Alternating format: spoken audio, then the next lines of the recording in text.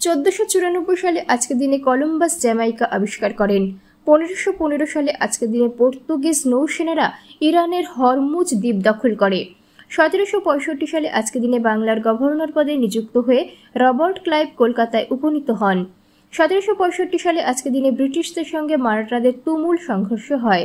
1788 সালে আজকের দিনে লন্ডনে প্রথম সান্ধ্য দৈনিক দ্য স্টার প্রকাশিত হয়। 1802 সালে আজকের দিনে শহর হিসাবে যুক্তরাষ্ট্রের ওয়াশিংটন ডিসির যাত্রা শুরু হয়। 1837 সালে আজকের দিনে এথেন্স বিশ্ববিদ্যালয় প্রতিষ্ঠিত হয় গ্রিসে। 1913 সালে আজকের দিনে প্রথম ভারতীয় পূর্ণ দৈর্ঘ্য চলচ্চিত্র রাজা হরিশ্চন্দ্র মুক্তি পায়। 1923 সালে আজকের দিনে ভারতের গোরখপুরে হিন্দু ধর্মীয় গ্রন্থের বৃহত্তম প্রকাশনা সংস্থা গীতা প্রেস প্রতিষ্ঠিত হয়। 1937 সালে আজকের দিনে মার্গারেট মিচেল তার গন উইথ দ্য উইন্ড এর জন্য পুলিৎজার পুরস্কার পান।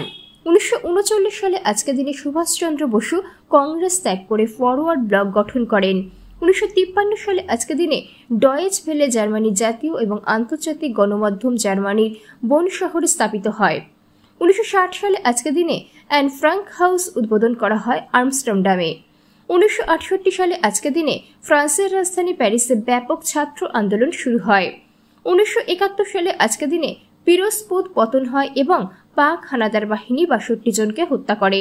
1973 সালে আজকের দিনে বাঙালি স্থাপত্যবিদ আর.এফ. খান এর ডিজাইনে নির্মিত তৎকালীন পৃথিবীর সর্বোচ্চ ভবন সিয়ার্স টাওয়ার, বর্তমানে উইলিস টাওয়ার এর নির্মাণ কাজ সম্পন্ন হয়। 1979 সালে আজকের দিনে রক্ষণশীল লর্ডের মার্গারেট থ্যাচার ব্রিটেনের প্রধানমন্ত্রী নির্বাচিত হন। তিনি ছিলেন ইউরোপের প্রথম মহিলা প্রধানমন্ত্রী। 2001 সালে আজকের দিনে যুক্তরাষ্ট্র প্রথম জাতিসংঘের মানবাধিকার কমিশনের পদ হারায়।